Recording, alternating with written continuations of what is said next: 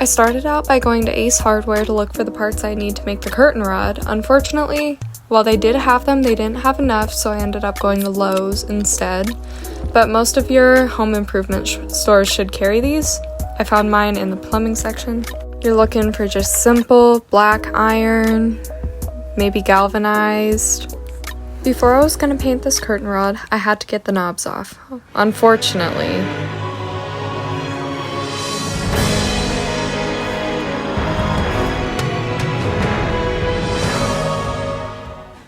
you know what, they were glued on. It's fine. Next, grab a infested piece of wood. You're going to need to weight down some plastic so you can spray paint your curtain rod.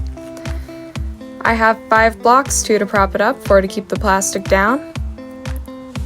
With a little bit of Rust-Oleum and an insane amount of bad luck, you too can look like this. Ka-chow. While I was waiting for the spray paint to dry, I decided to apply for some jobs.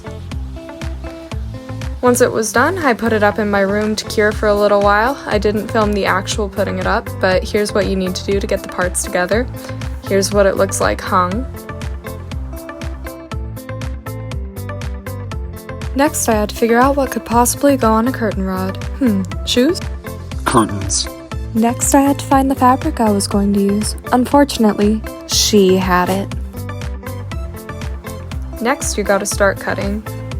Gotta get the fabric all laid out. I was having a little bit of trouble with this because the fabric I picked was quite slick. Dealing with this fabric was like trying to put a ghost in a headlock. Bear with me.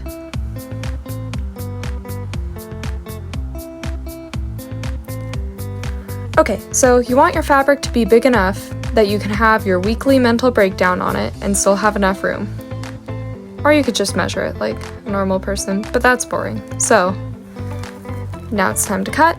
I got 4 yards, I just cut down the middle.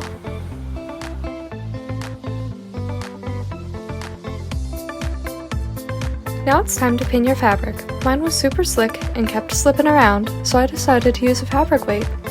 You could use things like rocks, crystals, but personally, my favorite thing to use is the air conditioner head from a 2003 Mercury Grand Marquis. Look at what a great job it does!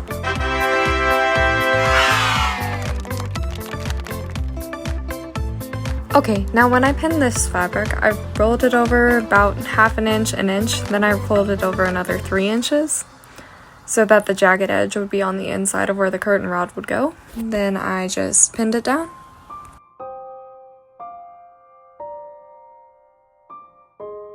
Wow, this was a long, repetitive process. Long, repetitive work often makes me wonder, why am I here? Why am I doing this? Is my sole purpose to be a cashier at the Great Falls State Fair? Sometimes it seems like it. But I just have to hold on to the hope that somewhere out there is a job I'm gonna actually want to do, and I might actually be good at it.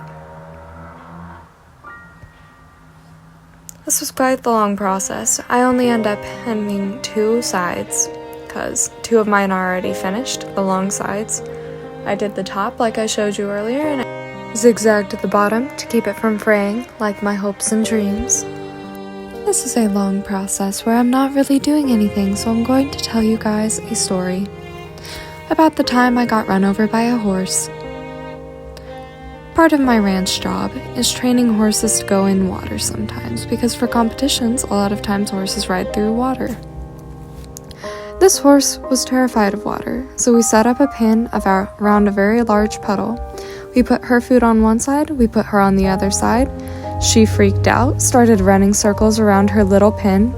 She tried to jump out of the pin, but there was gravel on the bottom, and she fell on the metal fence, and the metal fence fell on me, crushing me into a pile of muddy horse water, breaking my phone, and almost giving me a concussion.